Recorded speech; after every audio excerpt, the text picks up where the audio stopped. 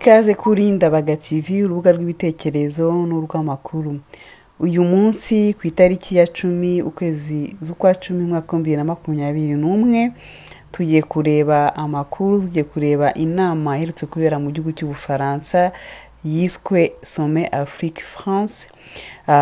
Kuri uyu wa gatanu ku itariki ya 8 z'ukwezi kwa 10 mwaka 2021 umukuru w'igihugu cy'Ubufaransa akaba yaraganiriye n'urubyiruko nyafrika, rukaba rwaramubajije ibibazo bikomeye, akaba ari ibyo tugiye kureba. Mbere yo gutangira reka nongere kubisabira ushobora gukanda kuri subscribe, ugakanda kwibagera kuri like, share kandi ugatanga n'igitekerezo cyanyu. kandi mbibutsa ko mushobora kunyandikira no kuri adresse email byageze kwa ndabaga@gmail.com. Mbere yo gutangira gato reka tubabwire ko iyo nama ari inama isanzweho, kera ikaba yaritwaga Sommet France Afrique, ariko Macron mu buryo bw'ubutiriganya akaba yarahisemo kuyita Sommet Afrique France. Akaba ndetse arimo aranigana inama isanzwe ibaho hagati y'Ubushinwa n'ibihugu byo muri Afrika yo yitwa Sommet Chine Afrique, nuko bakaba barabyiganye mu buryo bwo kureshya abanyafrika babwira yuko nabo bateye imbere. Iyo nama rero ni ikinamico, ni ikintu cyo kurangaza abanyafrika, ni ikintu kigamije kumvisha urubyiruko rwo muri Afrika ko narwo rufite agaciro hano mu Faransa.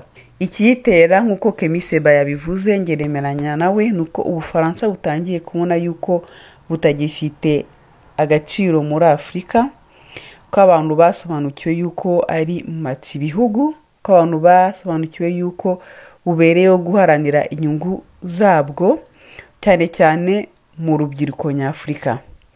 Gutyo hari ikintu bita sentiment anti-français, ni kuvuga umwuka wa kwanga abafaransa uba mu rubyiruko nyafrika. Rero kuri izo mpamvu Ubufaransa butangiye kongera kuza muri Afrika rukiyegereza urwo rubyiruko kugira ngo bababeshye. Rero iyo nama nicyo yari igamije, bakaba barahisemo abantu bamwe hirya no hino muri Afrika n'aba mu Faransa bitwa ngo ni diaspora, ariko bakaba barakoze ku buryo abantu abataripfana, cyane cyane abavuga ku burenganzira bwa kiremwa muntu batabatumira, ariko no muri abo batumiye harimo abagize icyo bababwira. Mbere yo kujya kure reka tubabwire ko kuri izo mpamvu, kuko batigeze batumira abantu baharanira uburenganzira bwa kiremwa muntu, hari habaye iyindi nama yiswe Contre Sommet Afrique France, ni ukuvuga inama irimo irahangana niyo yindi yabaye, yari yoroganijwe na société civile, yo igamije kuvuga ku bibazo bya Afrika, ibi by'uburenganzira bwa muntu, igamije gutumira abantu bose batari batumiwe muri iyo yindi. Reka tubanze turebe video y'umwe muri abo bantu bari bagiye muri iyo nama ifite agaciro y'abataripfana. Nakaga murabizi, igitugu muri Afrika no muri Cameroun kirimo kiragenda gitera imizi. C'est catastrophique. Vous savez, la dictature en Afrique et au Cameroun est en train de s'enraciner, et je pense que le président Emmanuel Macron est un peu complice de cela. Nekereza ko Président Emmanuel Macron ari umufatanya bikorwa w'icyo kintu. On a l'impression aujourd'hui que c'est un mec qui s'agresse à ces sujets, à ces vallées. Et nous sommes là aujourd'hui à Montpellier, justement, monsieur le député. Vous représentez la nation française et nous sommes là pour dire non. J'en profite parce que vous êtes là. Uyu munsi wagira ngo umuntu murabwira abantu be, abatware be. Uyu munsi turi hano mu Montpellier kugira ngo tuvuge oya bwana député. Mise mfata ya mahirwe kuko muhari, mukaba muhagarariye igihugu cy'Ubufaransa. Dans quelques mois, on va parler des élections en France. Et le thème qui revient le plus souvent lors des élections en France, c'est l'immigration, c'est la sécurité. Mu minsi igiye kuza, mu mezi agiye kuza, hagiye kuba amatora mu Bufaransa. Buriye mu gihe cy'amatora ikintu kivugwa cyane ni ikibazo cy'abimukira, ni ikibazo cy'umutekano. Pourquoi l'immigration? Si on veut combattre vraiment l'immigration, il faut déjà combattre les chefs d'État dictateurs qui sont en Afrique. On ne peut pas combattre l'immigration quand on laisse au pouvoir des personnes qui font 35 ans, 40 ans au pouvoir. C'est pas possible. Kubera iki ari ikibazo cy'abimukira? Niba bashaka gukemura ikibazo cy'abimukira, babanze bakemure ikibazo cy'abanyagitugu bari muri Afrika. Ntabwo bishoboka gukemura ikibazo cy'abimukira mu gihe muri Afrika hakiri abantu bamara imyaka 35 40 ku butegetsi. Nibishoboka. Si Emmanuel Macron, si M. Zemmour veut combattre l'immigration, il faut combattre la cause de l'immigration. Niba Emmanuel Macron, niba Bwana Zemmour bashaka gukemura ikibazo cy'abimukira, bahere gukemura ikibazo cy'igitugu kiri muri Afrika. Nous avons eu le virus de la corona, la pandémie de la corona. Qu'est-ce qui s'est passé? On a d'abord cherché la source du problème. On n'a pas commencé à inventer le vaccin, on a cherché la source du problème. Twagize ikibazo cya virusi ya corona, twagize ikibazo cy'icyorezo cya corona. Byagenze gute? Babanje bashaka isoko ry'ikibazo. Ntabwo bahereye mu gushaka urukingo, barabanje bashaka inkomoko y'ikibazo. Alors si on veut combattre l'immigration, il faut combattre la dictature et nous sommes là. Nous, la jeunesse africaine, nous allons nous battre pour que cela se fasse, que les dictateurs africains déguerpissent et que nous instaurons en Afrique des véritables États démocratiques. Merci beaucoup, je vous en prie. Rero niba bashaka gukemura ikibazo cy'abimukira, hagomba kubanza gukemurwa ikibazo cy'abanyagitugu. Niyo mpamvu turi ahangaha twebwe nk'urubyiruko nyafurika tuzaharanira ko icyo kintu gikorwa, ko abanyagitugu bo muri Afrika bagenda, kugira ngo dushyireho muri Afrika ubutegetsi bwa demokrasi bwa nyabyo bwana depite. Murakoze cyane. Turacyari kumwe kuri Ndabaga TV. Reka twongere tubwire abatakora subscribe kuyikora, kandi dushimira mwese mwarangije kuyikora, kandi tubabwira ko dushimishwa nuko mukomeza kugenda mureba ibiganiro byacu muri benshi. Uyu munsi turi mu Faransa, turimo turareba ikinamico cya Emmanuel Macron yise Sommet Afrique France. Reka duhere ku gitekerezo cy'umwe mu bantu barimo, nubwo yabahisemo arabaje bakiyemeza kuba abataripfana. Yitwa Dagidimwende Elda Kouama wo muri Burkina Faso. Yavuze ngo si la relation entre les pays d'Afrique et la France était une marmite, sachez qu'elle est très sale cette marmite. Yabwiye Emmanuel Macron ngo iyo umubano hagati y'ibihugu bya Afrika n'Ubufaransa byari isafuriya, mumenye yuko iyo safuriya yanduye cyane. Uyu rero akaba asanzwe ari umuntu uherekeza kandi utanga amahugurwa, akaba yarize ibintu byo kuyobora bya informatique, akaba afite na licence muri ibyo bintu. Kuri uyu munsi akaba ari rwiyemeza mirimo mu bintu byo kuorganiza ibirori. Uwo nguwo rero akaba yatumiye Emmanuel Macron koza iyo safuriya. Ikindi yavuze nuko yavuze ngo cela fait près d'un siècle que votre aide au développement se balade en Afrique, ça ne marche pas. Uyu mutaripfana yabwiye Emmanuel Macron ko hagiye kurenga imyaka hafi 100 icyo bita amafaranga yo gufasha muri Afrika ahazenguruka ariko ntacyo ageraho. Yarakubeje amubwira ati mumenye yuko Afrika izizamura yo yonyine ihereye ku bushobozi buhari n'ubushobozi bw'abanyafrika baba hanze diaspora, nta gushidikanya n'umufatanye hamwe n'ibindi bihugu byo ku isi yose, ariko bihereye ku mikoranire n'imibano mizima ikorewe mu mucyo kandi yubaka.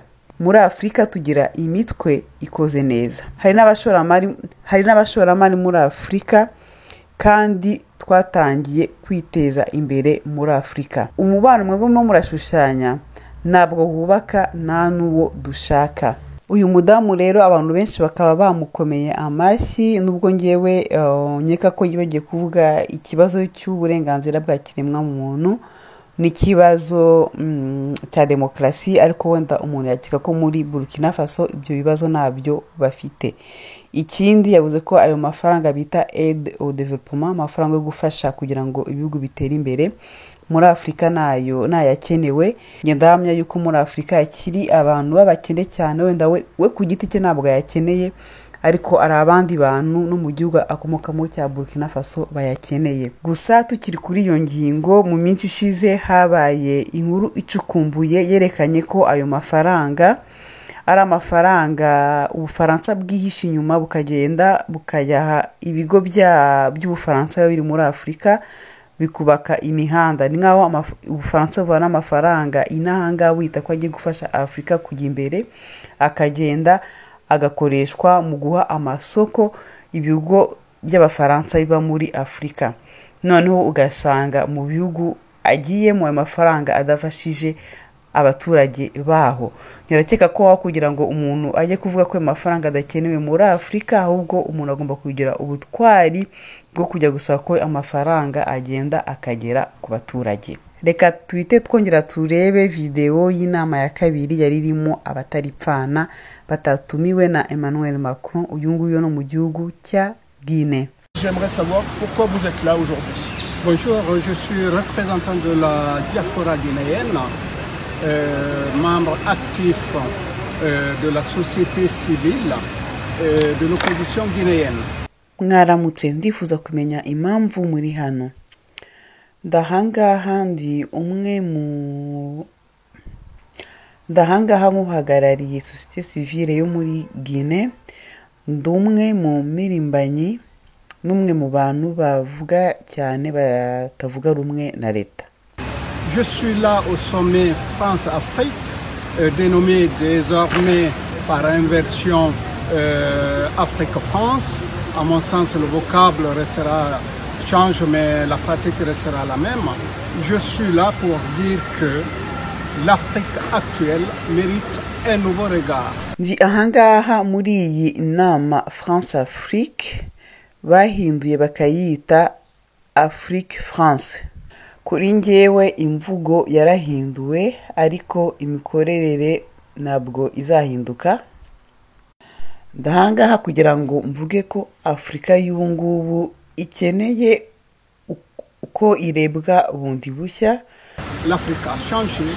On ne peut plus voir l'Afrique comme on la voyait il y a 60 ans. Il y a une jeunesse africaine assoiffée de démocratie, de changement, de rupture. Ko umuntu adashobora gukomeza kureba Afurika nk'uko yayibonaga hashize imyaka 60. Hari urubyiruko nyafurika runyotewe demokarasi, runyotewe impinduka, runyotewe yuko ibintu bihinduka. Et la Guinée, particulièrement aujourd'hui, a besoin de ce changement avec la fin de la dictature de M. Alpha Condé. Voilà les raisons qui expliquent ma présence ici. By'umwihariko Guinée ikeneye cyane iyo mpinduka nyuma yaho imaze kwigobotora igitugu cya Alpha Condé. Ngibi ibisobanura impamvu ndahangaha. Que vous pensez que le sommet Afrique-France va répondre à ces problèmes démocratiques aujourd'hui? À mon avis, ce sommet ne va pas résoudre les problèmes africains. Parce qu'on en a beaucoup parlé. Depuis 60 ans, on parle de sommet Afrique, France-Afrique. None se muratekereza ko iyi nama Afrique France iza gusubiza iki kibazo cya demokarasi uyu munsi? Ndatekereza ko iyi nama itaza gukemura ibibazo byo muri Afurika, kuko ni ibintu byavuzwe cyane. Hashize imyaka 60 haba inama France-Afrique, France-Afrique. Et aujourd'hui, je crois que la jeunesse africaine ne se reconnaît plus dans les systèmes actuels. C'est le même mécanisme, la même pratique qui continue, mais maquillée sous une forme nouvelle. Merci beaucoup pour cet activisme démocratique. Je vous remercie. none ubu ngubu ndatekereza ko urubyiruko nyafurika rutibona mu mikorane sisiteme z'ubu ngubu. Ni umurongo umwe, ni uburyo bumwe bukomeza, ariko bakaba barabwambitse uwundi mwambaro. Murakoze cyane kuri ubu buhirimbanyi bwa demokarasi. Murakoze. Turacyari kuri Ndabaga TV, turabashimira uko mukomeje kudukurikira muri benshi. Uyu munsi ntabwo turimo turavuga ku Rwanda, turimo turavuga kuri Afurika, turimo turareba ikinamico cya Macron yise Sommet Afrique France. Undi muntu wavuze ijambo abantu benshi bakarikomera amashyi ni imirimbanyi wo mu gihugu cya Mali witwa Adama Diko. We ibyo yavuze yerekanye cyane uruhare rw'Ubufaransa muri Sahel, muri handi hari intambara. Dore ibyo yabwiye Emmanuel Macron. Monsieur le Président, vous dites tout le temps que sans l'intervention de la France, il n'y aurait pas de gouvernement au Mali. Bwana mukuru w'igihugu, buri gihe muvuga yuko iyo Ubufaransa butajya muri Mali, butoherezayo ingabo, hatari kuba hariho gouvernement muri Mali. Sachez bien que sans l'Afrique, la France n'existerait pas. Mujye muzirikana ko Afrika itabaho, Ubufaransa butabaho. Nous sommes liés par l'histoire et vous devez cesser de faire croire que vous voulez aider les Africains. Amateka yaraduhuje, mugomba kurekeraho kwemeza yuko muba muje gufasha abanyafurika. Nous devons plutôt parler de partenariat, ahubwo tujye tuvuga ubufatanye. L'Afrique n'est pas un continent de misère ou de chômage. Afrika ntabwo ari umugabane w'ubukene cyangwa ubushomeri, mais un continent jeune, optimiste, enthousiaste. Ahubwo umugabane ukiri mutoya, wifite icyizere cy'ejo hazaza kandi ushishikarijwe no kukigeraho. Ku kibazo cyo kohereza ingabo z'Ubufaransa muri Mali, yagize ati: La présence de la France au Sahel est la conséquence de l'intervention de la France en Libye qui à l'époque a ignoré l'Union africaine.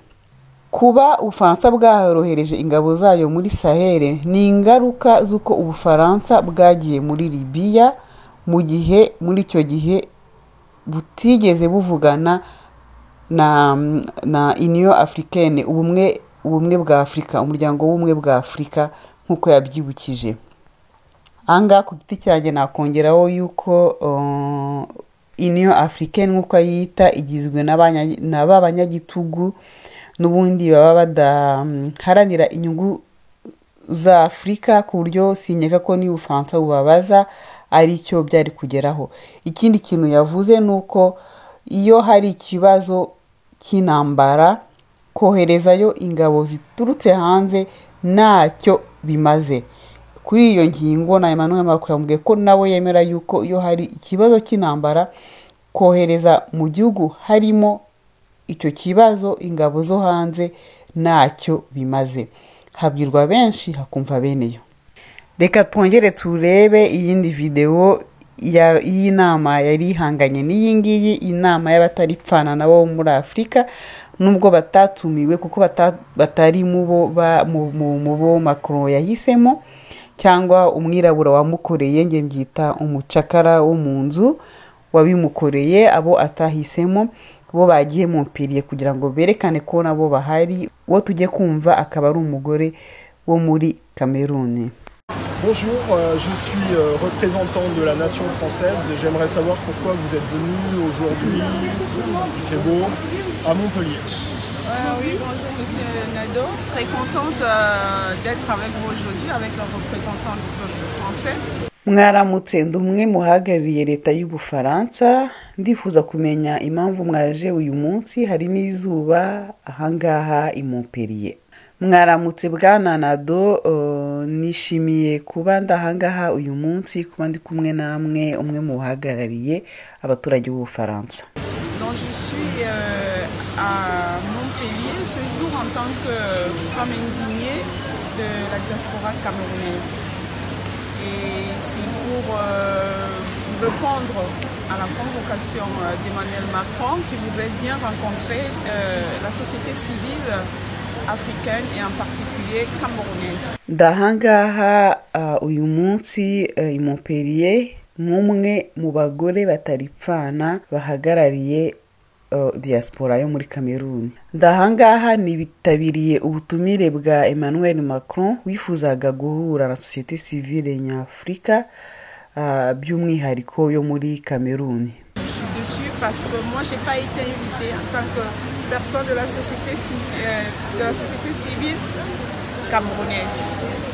Et vous pensez que ce sommet aujourd'hui, cette discussion entre le président de la République française et des gens venus d'ici et là depuis l'Afrique, c'est quelque chose de constructif? ndahanga kwa kunjewe natumiwe nk'umuntu wo muri société civile yo muri Cameroon. none muratekereza ko iyi nama hagati ya Emmanuel Macron n'abantu bamwe na bamwe baturuka hirya no hino muri Afrika ari ikintu cyubaka? Moi je trouve que c'est encore une mascarade de plus. On est parti d'un sommet avec les chefs d'État africains. Aujourd'hui, on nous dit qu'on va rencontrer une société civile pour construire l'Afrique. ndatekereza ko ari kindi kinamico byatangiye ari inama hagati y'abakuru b'igihugu bo muri Afrika, none baratubura ko bagiye guhura na société civile kugira ngo bubake Afrika. Non, moi je trouve pas que c'est important, ça ne résoudra pas le problème africain car depuis 60 ans, tous les pays qui ont été colonisés par la France n'ont pas connu le développement. Donc pour moi, c'est une autre mascarade, une autre perte de temps de plus. Merci beaucoup à vous. Merci. Ngewe rwose ntabwo mbona ko biza gukemura ikibazo cy'abanyafrika kuko hashize imyaka 60 mu bihugu byose byakolonijwe n'Ubufaransa ntabwo byigeze bigera ku iterambere. Kuri ngewe ni ikindi kinamico n'ubundi buryo bwo kudutesha umwanya wacu twese. Murakoze cyane.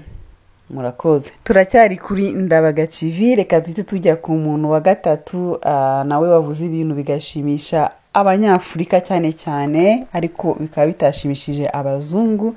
Yitwa Cheikh Fall wo muri Senegal. Yagize ati mureke guha ingufu ubutegetsi bw'abanyagitugu bo muri Afrika. Uyu nguyu akaba ari umuntu ukora blog, nukuvuga ufite site yandika wo mu gihugu cya Senegal. Akaba ari umuyobozi wa Africtivist. Akaba ari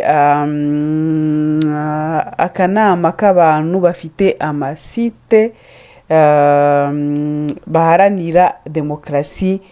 Akaba ari organisation panafricaine, nukuvuga y'abanyafrika ihuza urubyiruko rw'imirimbanyi bakoresha uburyo bw'ikorana buhanga kugira ngo bagire icyo bageraho ku muryango nyafrika no kugira ngo haze ibintu bishyashya, de nouvelle dynamique. Rero uyu nguyu yabaye umutaripfana mu rwego rwo hejuru kuko yasabye ibintu bitandatu Emmanuel Macron. Yagize ati Monsieur le Président, je vous invite ce soir ici chez vous à un exercice d'humilité, de courage politique.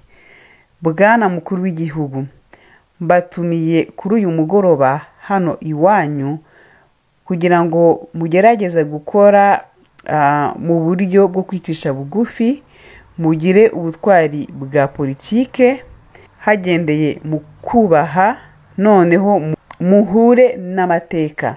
Ingingo ya mbere, demandez pardon à l'Afrique et aux Africains. Musabe imbabazi Afrika n'abanyafrika. Ingingo ya kabiri, arrêtez de renforcer les pouvoirs des dictateurs africains. Mureke guha ingufu ubutegetsi bw'abanyagitugu bo muri Afrika. Ingingo ya gatatu, arrêtez cette pseudo-coopération paternaliste. Mureke iyi ngirwa mikoranire aho Ubufaransa bwigira nk'umubyeyi wa Afrika. Ingingo ya kane, programmer un dispositif de retrait progressif et défini, je pense que définitif de vos bases militaires en Afrique. Mukore ingenga bihe by'ukuntu gahoro gahoro muzavanaho kandi mu buryo budasubirwaho ingabo zanyu muri Afurika. Ingingo ya 5, mettons ensemble un mécanisme de collaboration franche afin de renforcer les acquis démocratiques. Dushyire hamwe uburyo twakorana mu buryo bweruye kugira ngo duhe imbaraga ibikorwa bya demokrasi byamaze kugerwaho. Ingingo ya 6, mettez en œuvre vos engagements d'Abidjan de 2019 sur la réforme du franc CFA et transférer les réserves de fonds vers l'Afrique.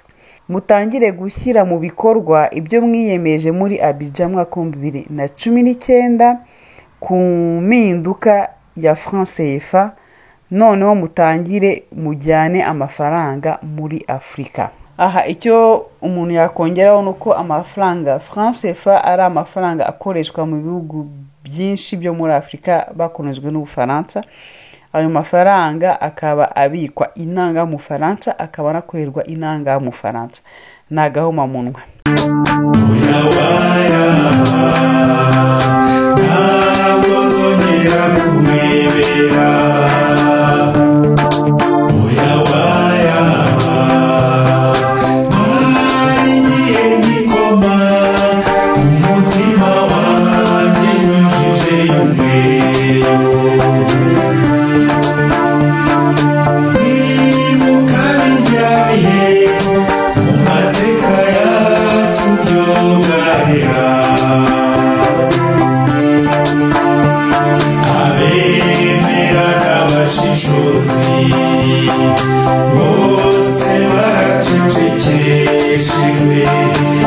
Reka duhite dukomeza ku muntu wa 6 witwa Aliou Ba ukomoka mu gihugu cya Guinea, wabwiye Emmanuel Macron yuko ko batabona kimwe icyo bita ubutegetsi bushingiye kuri demokrasi. Uyu nguyu akaba ari umuyobozi w'ishyaka rya politike Mouvement Démocratique Libéral, ishyaka rya politike ryo muri Guinea. Akaba we yifuje kuganira na Emmanuel Macron ikibazo cya manda ya 3 gikunze kuboneka mu bihugu bivuga Ubufaransa byo muri Afurika. Reka tunongereho n'u Rwanda kuko turi abanyarwanda. Rero dore ibyo yasabye Emmanuel Macron. Je ne vous demande pas de vous occuper de nos dictateurs. Simbasabye kuza kuvanaho abanyagitugu bacu. Nous le faisons et continuerons à le faire. Turabikora kandi tuzakomeza kubikora. Moi je viens d'un pays, ngiye nkomoka mu gihugu, la République de Guinée, République ya Guinée, qui vient de se débarrasser de quelqu'un qui voulait mourir au pouvoir. Kimaze kwigobotora umuntu washaka gupfira ku butegetsi. Yahise asaba Macron kudakorana cyangwa kuba yaha agaciro umuntu ngo baganire, umuntu wahinduye constitution kugira ngo agume ku butegetsi.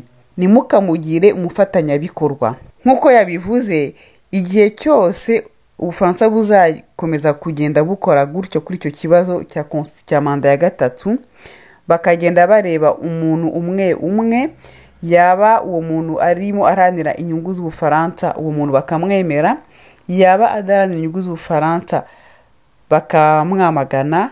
Icyo gihe yavuze yuko icyo gihe nta kibazo kizakemuka. Ubu ngubu narimwe kubabwira ibyo Emmanuel Macron yasubije, ariko ngewe mujye mumbabarira umuntu wirirwa tumira Kagame akajya kureba Kagame. Nabwira abavuga ikintu cy'igifaransa kujya kubishakisha, gusa ni umubeshyi. Ngewe ahubwo nakivugira ibyo Kemi Seba yavuze n'abantu bose babona. Niba ntacyo amariye abaturage bo hasi bo mu Faransa, Emmanuel Macron nta kintu azamarira abaturage bo hasi bo muri Afurika. Mu gusoza rero ikintu umuntu yavuga kuri iyi nama ni ikinamico. Ikindi kinamico, nta kibazo na kimwe cya Afurika kiza gukemura. Ari kuntu umugore umwe yabivuze ati yashize imyaka 60 ibihugu byose byakolonijwe n'Ubufaransa ntibyageze ku iterambere. Abafaransa bahaye abanyafurika bakolonije amagambo, biragaragara ko ari abantu bazi guhagarara bakavuga neza. Aricyo kintu twebwe abanyarwanda rimwe na rimwe tudafite. Hari harimo ngo umunyarwandakazi umwe, ariko ni wa wundi birenze gutandaraza we arimo arahakwa ku Bafaransa. Ubwo ngubwo wenda sinzi, ndibaza ko nta kintu azageza ku Rwanda. Ikindi umuntu yakibaza nk'umunyafurika, ni gute inama yo gukemura ibibazo bya Afurika yaba n'abayobozi ba Afurika bahari. Ni bya bindi FPR ikorera mu Rwanda, ikibazo cya politike kikajya gushakirwa igisubizo mu bantu badafata ingamba muri ibyo bihugu. Ni icyambere. Ni gute ikibazo cyo muri Afurika cyakwigirwa mu Bufaransa, akaba ari umukuru w'igihugu w'Ubufaransa ugiye kukiga. Ni ubukoloni bushyashya.